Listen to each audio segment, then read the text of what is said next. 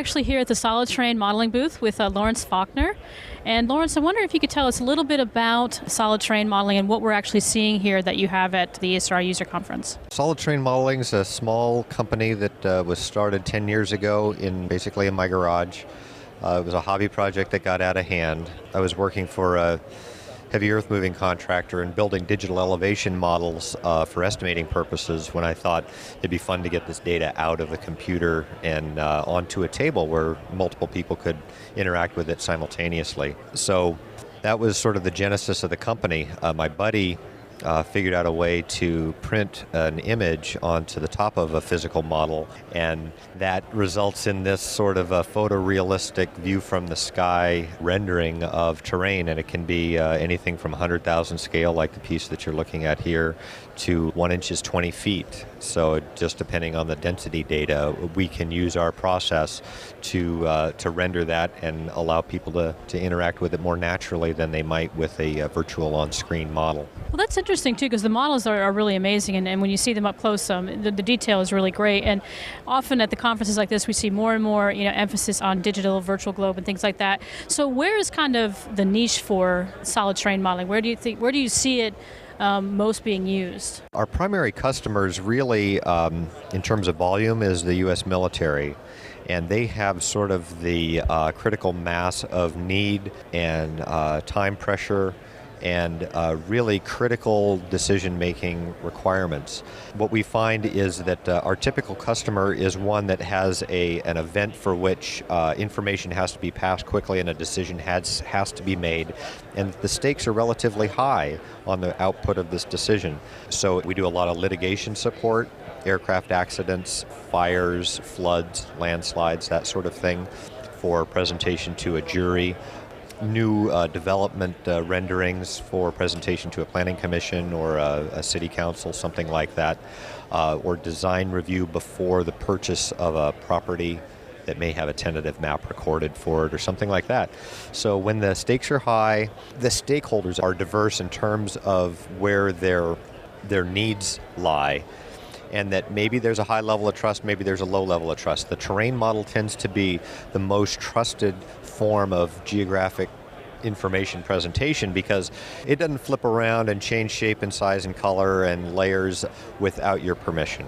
It sort of sits there and is the independent platform upon which you can tell a story. So national parks and visitor centers and that sort of thing are also a very common usage, and they have a high need to communicate geographic information to a very diverse audience, from children to the retired traveler. Now, actually, you have a presentation here where, as you just mentioned, you can tell a story on top of these.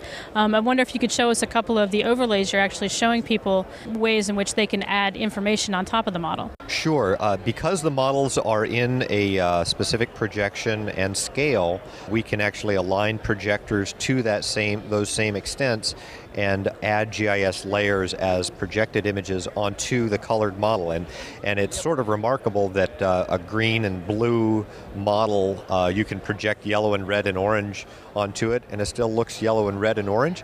So you can still decipher the overlaid colors. In the center here, there's a little area that we use simply for the legend, if you will, and that's a removable piece. So the city boundaries are a very typical GIS layer. We turned those on and just we set the data layer in ArcMap to the extent of the projection and then export these frames and then run them as a slideshow. And you can narrate them and pause them quite simply you could even do this with PowerPoint. Once you have your slides prepared, you could sketch using any of the paint programs, essentially using the stylus right onto the model. In terms of adding animated layers or additional data sets that would not necessarily be needed all the time and therefore not printed in the base map. This is sort of the effect of 8 projectors tiled to form an almost seamless overlay on top of the model. In this case, we're showing the NOAA weather forecast data that they've just started to publish as shapefiles, attributed shapefiles. So you can add these layers to your GIS quite simply. So really, it's an integrated solution where you can use your GIS and then have one of these models, and really it is a very powerful presentation tool. And so for those of our listeners out there that would like to get more information about this, where can they go?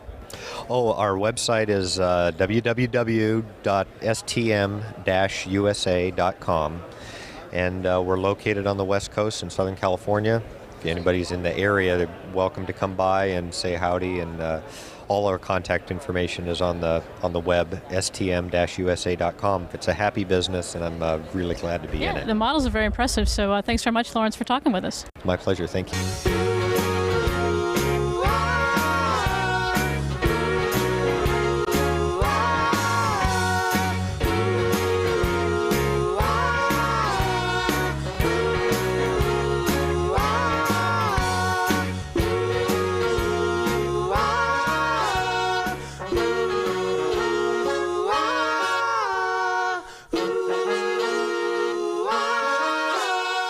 Ooh.